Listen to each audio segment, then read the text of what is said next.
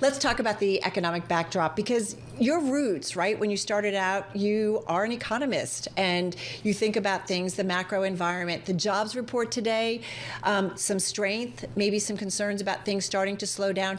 What does the U.S. economic environment look like to you, the business environment as well, and what it means for some of your investments? Sure. It looks like that corporations are losing pricing power, and we are now beginning to see the unemployment rate move up. It went up to 3.9% in this latest report, from a low of 3.4%. So undeniably, it's on its way up now. And we do think it's because corporations are losing pricing power, their margins are getting hit. It's going to cause a couple of things. One, the labor hoarding that we've seen since COVID is going to diminish, and that will increase the unemployment rate. But then the second thing is it will accelerate the adoption of technologies. Innovation solves problems, and one of the things that it does is increase productivity, increase efficiency, and create new products and services. So we're pretty optimistic about our strategy in this environment because interest rates should come down. I think that the Fed, even the Fed, is going to be surprised at how low inflation goes. We think it could be negative this year. Well, so Cathie, let me ask you that's interesting. I mean, if the expectations, at least according to traders right now, is that the first rate cut comes in June, is that too late in your view for the Fed to start cutting rates? Well, I think the 24-fold increase in interest rates in little more than a year has shocked the system. We're beginning to see a reverberation of the regional bank issues. We don't think they are going away. Deposits are still outflowing broadly from the banking system. And there are increasing problems with commercial real estate. Most people know about the office problems, but multifamily units, multifamily apartments, we're beginning to see some distressed sales there as well. So I think that problem isn't as well understood, I think, and it's going to cause the regional banks even more problems. Cathie, how quickly do you think unemployment can go up this year? What are you forecasting over at ARC? Well, I wouldn't be surprised to see the unemployment rate go above 5%. Now, I'm saying that knowing that this is an election year and that this administration probably will try and spend more than is currently in the budgets through executive order or what have you. But above 5% would not surprise us. All right, so above 5%. Well, that's interesting. All right, so we have a good idea of your economic and kind of macro backdrop. Having said that, so here we are sitting at a day where we're seeing a little bit of a pullback in stocks, but year to date, the S&P still up more than 7%. We're looking at a NASDAQ 100 that's also up more than 7%. You look at something like the SOX is up around 20% year to date. Pick an individual name like an Nvidia up more than 80%, and I could go on and on and on. There are many who talk about a bubble. Some liken it back to 99, 2000. Anything in today's equity trade that says bubble to you? We do not believe we are in a bubble anything like we were in the late 90s. I was there, and the technologies weren't ready. The costs were too high, too much capital, chased too few opportunities too soon.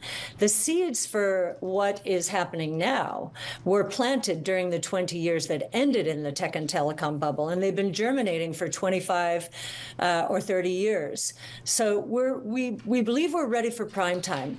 The one place where we could see a correction, and it's just a correction, we're not calling it the end of this at all, is in the chip space.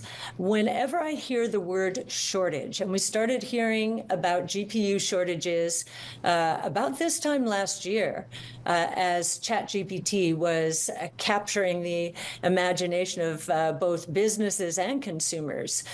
So for about a year, we've heard that word, and now we're seeing lead time times, we believe, come down for GPUs, for NVIDIA in particular, from the 8 to 11 month range to the 3 to 4 month range. So that is suggesting that there was probably a lot of double and triple ordering as the word shortage was making the rounds, and that those inventories will have to be digested. But is that also because of an increase in supply in terms of output, or is it because you think demand is going down? Which one is it?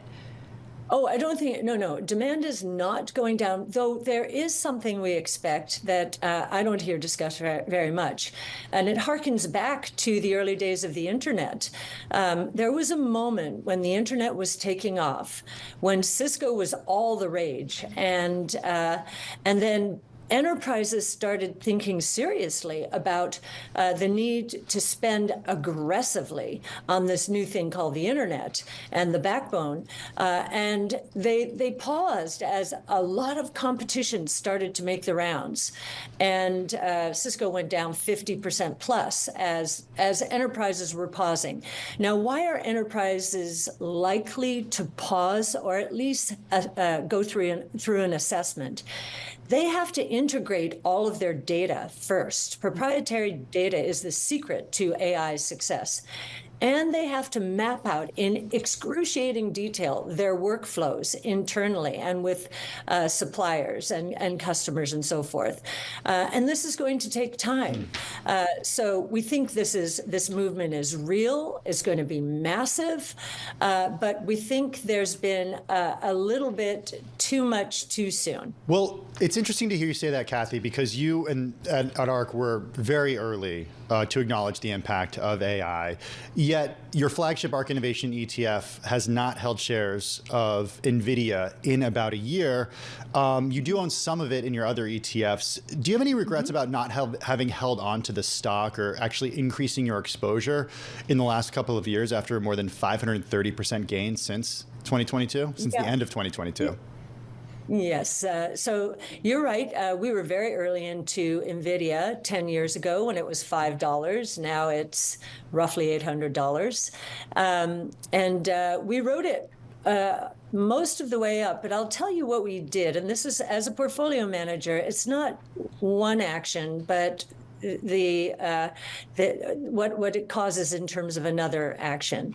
Last year, we sold in the flagship Nvidia and put it into Coinbase. Coinbase, I believe, is up at least as much as Nvidia, and it is much less well understood. The whole crypto movement, the crypto asset movement, Bitcoin as a new asset class and so forth, is not well understood or completely accepted out there. So we prefer to go where others are not traveling as much. And, as we were moving out of NVIDIA, we were saying, okay, regulators are trying to crush Coinbase here, and we were buying it on every dip. NVIDIA happened to be one of the sources for that purchase. So it's not just what we do on the sell side, it is what we do on the buy side that you have to look at. And yes, we do hold it in the more specialized funds, but we've been taking profits there as well for reasons I just described. Yeah, and to be fair, you're right. Coinbase is up about 620% since the end of 2022. So that compares with about 530% gain in Nvidia. Is there anything, though, Cathie, in the Nvidia story that would make you rethink the name and want to become more aggressive on it? Yeah, if the price came down a lot, we would. The rate of return expectations or a split? We have. Would a split do it? Because I know we've been No, kind of no. Okay. That wouldn't change. That wouldn't change anything. No, no, split adjusted then the price. So if you look at our portfolios, what we're trying to capitalize on with a Palantir, for example, are the next stages of this AI revolution.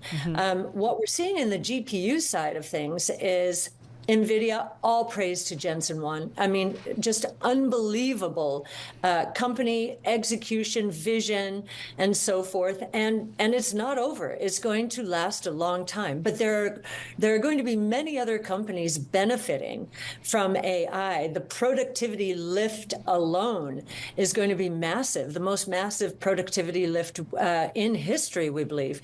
And so this AI revolution is going to be broad-based and is going to benefit a lot of companies. On the GPU side, of course, we have AMD as competition, but many people do not understand that there's a lot of other surreptitious competition evolving out there. Each of the hyperscalers is evolving its own chip strategy. You have a Tesla that has designed its own chip for an AI chip for the specialized, more specialized autonomous driving opportunity. And I think you're going to see a lot of companies developing more specialized chips. We know that Nvidia, of course, will segment the market as well. So we just think that a lot of the assumptions for Nvidia, that this is Nvidia's market and it's alone, that those are changing. Well, we're speaking with Cathie Wood, if you're just joining us. She's the founder and CEO and Chief Investment Officer of ARK Invest. She joins us from St. Petersburg, Florida. So it's interesting, Cathie, too, everybody seems to be out there making chips. And it's funny, we had a conversation yesterday with Chris Miller, who wrote the book Chip Wars, and we talked about TSMC, that everybody can kind of design what they want, but ultimately right now they've got to come back to TSMC as the fabricator to make them. So as you say that, I mean, you guys in one of your funds, I think late last month, was selling shares of TSMC. I am curious about then your thinking around TSMC. There's a story today too about TSMC winning more than $5 billion in grants for their U.S. chip plant. So money, certainly being devoted to them. Why maybe pull back a little bit on TSMC, or what is your case for TSMC in the long run? Well, the case for TSMC is, yes, it is the manufacturer of these merchant chips. So a very big story there, but this is simply a cyclical call, and it has to do with that word shortage. And TSMC, for example, Broadcom reported last night. I listened to that call. In the semiconductor solutions part of their business, they were up only 4%, AI up 35%, but everything else down. So there are some cyclical phenomena out there that we think are they're not being integrated into the short-term expectations for a number of stocks. Hey, including So, Cathie, I want to move on to Tesla because you brought it up a moment ago. You've been a long time bull on Tesla.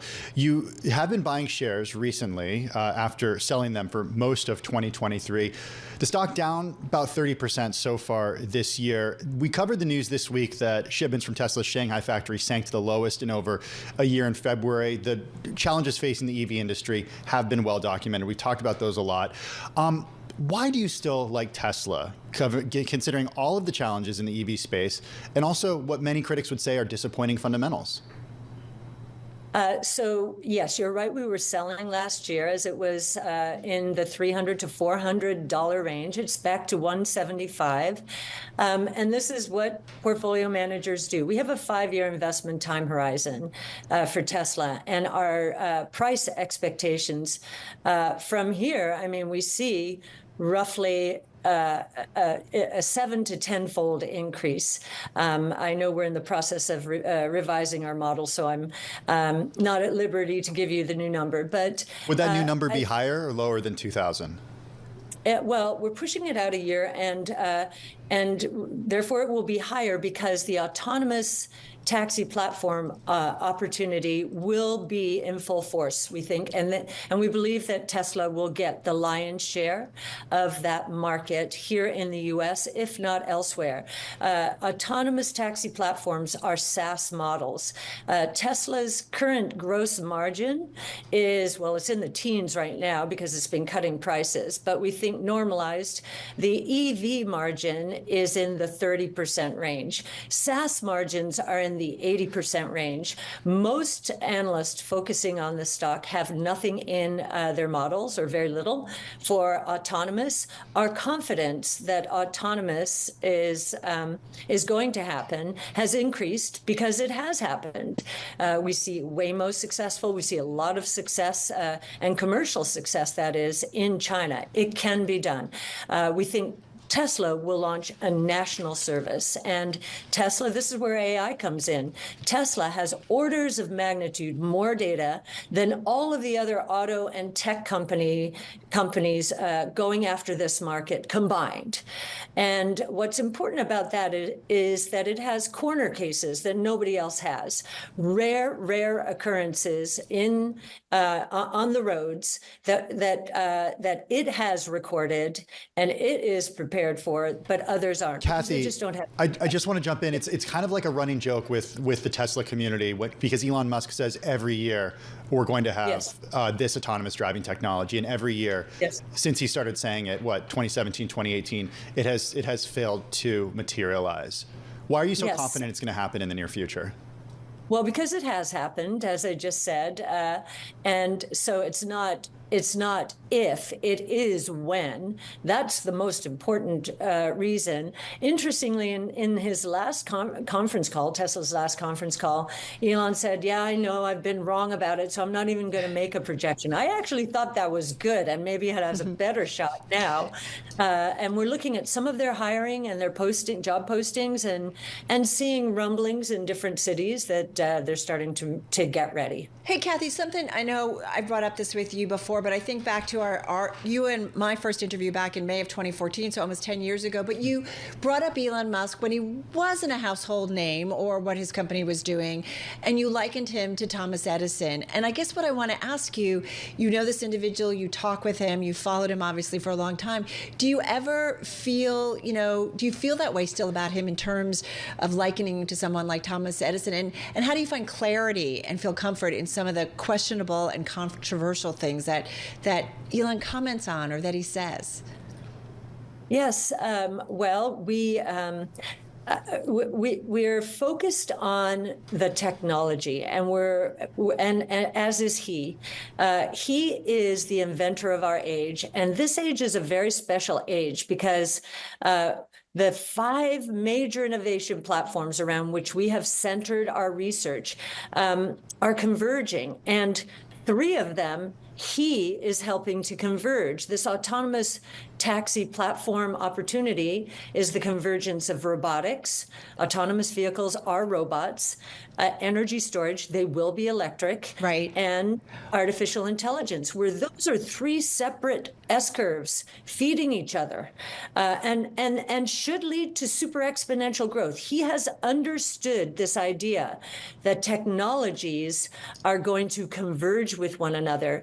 And that is the way he's been thinking. He's first principles research. Just because something's been done one way for a very long time, think autos, doesn't mean it's going to remain that way. And that's why he's going to win. Do you ever feel, though, that he gets distracted or can be too much? Yeah. He is so laser focused on technology, and he, in the case of Tesla, the electric vehicle side, that is on automatic pilot. They are just scaling, and what he is doing is becoming, the manufacturer of factories. He's trying to figure out how to automate and continue to drive down the costs there. His focus is on autonomous now, certainly, and of course you can say on X he's distracted, but he's really more focused on the innovation. How can I go back to the future where I started, which was in the payments app space, sold to PayPal? How can I turn this into not only a payments app, but an everything app? And I think he's hard at work doing that in ways that we don't know yet. We are, of course, talking with Cathie Wood. She's the CEO, CIO, and, of course, founder of ARK Invest, joining us from Florida. Hey, Cathie, you're talking about the future of transportation.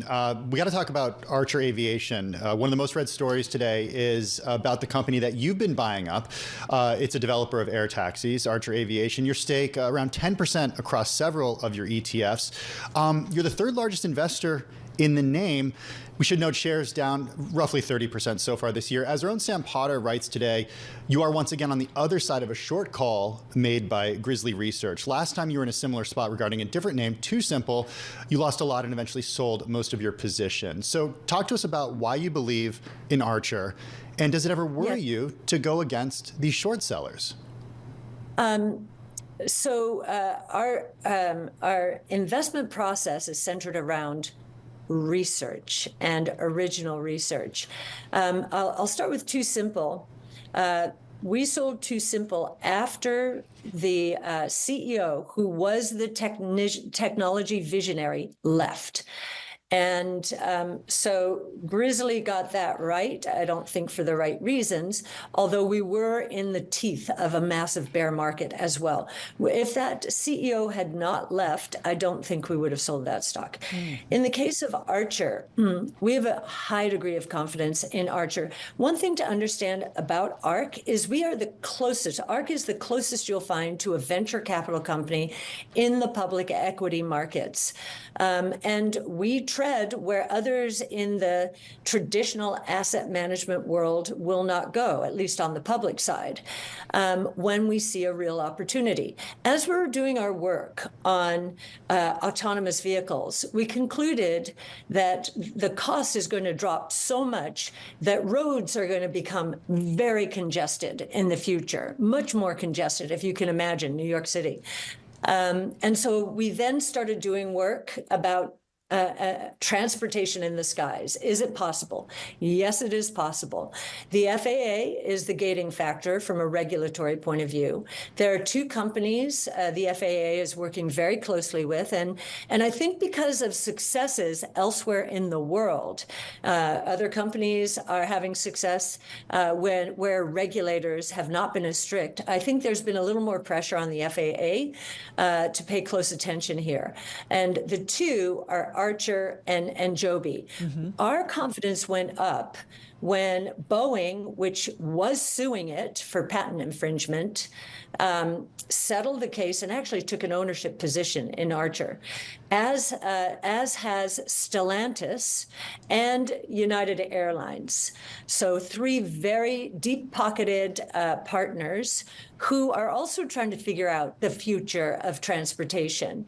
And we know that they're on their way, both Joby and Archer, to FAA certification. Seems like the process is in motion, and we haven't had a hiccup. And it has an MOU with Abu Dhabi to launch an air taxi service in 26. And pending regulation, it has an MOU with Interglobe to launch an air taxi service in India. Both of those have been much better from a regulatory point of view. But how big of a concern is it to you that regulators here in the U.S. could drag their feet? We did speak with an airline executive recently who is concerned that the FAA is moving slower than other regulatory bodies when it comes to this type of technology.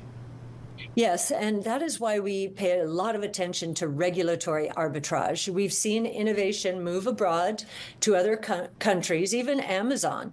The FAA wouldn't let Amazon fly its drones, ninth generation, nearly 10 years ago, on its own property outside. So it went to India and elsewhere. I think the pressure's on the FAA now. And I also think that the bear market of 21 and 22 eliminated a lot of other competition that was brewing. Just the funding markets were closed. And so I think this market is much more, that both Joby and Archer are going to have much more share than otherwise would have been the case. So we're pretty excited about the possibilities here. Hey, Cathie, as you said, one of the things about ARK, it's certainly in its DNA, is that you go places and take positions that other people maybe don't do. And one of the things, though, that increasingly I feel like the financial establishment, again, is interested very much so is in crypto. And I want to talk about your spot Bitcoin ETF, if I may, the ARK 21 shares Bitcoin ETF. What can you tell us about institutional interest in it? Is there, or is it mostly the funds that are going into it are mostly from the retail side? Well, we know there's institutional interest because we're talking to a lot of institutions, including state treasurers and public pension funds. And why is this? Because they're trying to figure out if this truly is a new asset class. And if it is, they must have a point of view. As a fiduciary, if there's a new asset class, which is uncorrelated or shows very low correlation in terms of returns relative to other asset classes, then what an asset allocator does is it will take a position to increase returns per unit of risk. That's what happens with low correlation of returns. So definitely, now, are they moving whole hog? Not yet. And nor are the big wirehouses like the Morgan Stanleys and UBS's, Wells Fargo, Merrill Lynch, B of A. They're all waiting to see who are the winners in terms of the ETFs, because they do not want to commit to an ETF that will close down. And makes sense.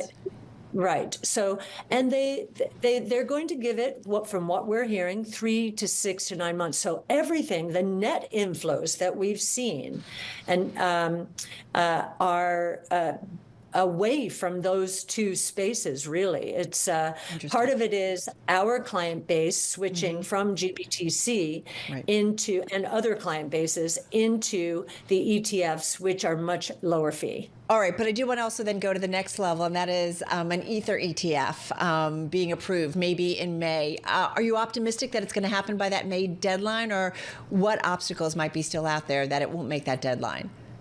Yeah, so the biggest obstacle is staking, and I don't think the regulators will allow staking in this first round, if they allow the first round at all.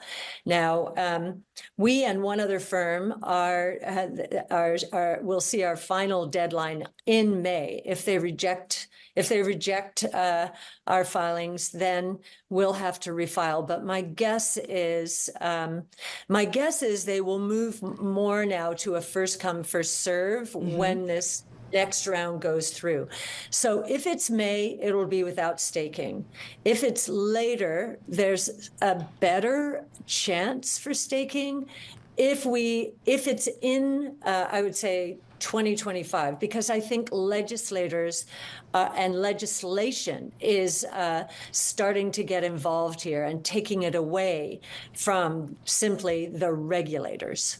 Hey, Cathie, I don't want to leave without asking you. It is International Women's Day, and I think about your path. Tim and I have been talking a lot to many women who have made their way in male-dominated fields, and I'm just curious how you think about your trajectory from where you started and what you've achieved. You started 2 firms, or helped co-found one, and started your own firm. How you think about that path, and what is top of mind in terms of those other individuals and other women that are out there that are maybe trying to do the same. Yes, well, I think the most important thing in early years is to make your own bosses look brilliant, because younger people coming into the business know so much more about technology and where the world is going, almost innately, than, shall I say, more seasoned investors. So just make your bosses look brilliant and educate them, and generate enthusiasm, excitement, energy around ideas, and make sure you have good mentors. If they're not giving you a good shot after you've made them look brilliant, time to move on. So that's one thing. As far as starting a business, I would say make sure there's an unmet need. In our case, in the case of ARC, what we saw was the traditional world going more passive or benchmark sensitive. When we saw an explosion of innovation, thanks to the 5 major innovation platforms around which we have centered our research and investing. And so I said to myself, someone has to do this. And so we went off, and honestly, I think most people thought we would fail for a couple of reasons. One, we put a truly active, fully transparent equity portfolio inside an ETF wrapper. And that had not been done at scale at all. And no one, it was a passive world that we had entered. And then the second was we're benchmark agnostic. You can put us against any benchmark, and you're going to have to give us some time after the massive interest rate shock that we went through. And now we're on the other side and performing better as a result over the last year. But over time, these innovations are going to transform the world and create massive wealth with AI as back to that topic as the main catalyst. So we couldn't be more optimistic about innovation. All right, going to leave it there. Cathie, as always, so appreciate all the time that you do give us. Have a great weekend. Cathie Wood, of course, the founder, CEO, and CIO of ARK Invest, joining us from Florida. Cathie, thank you.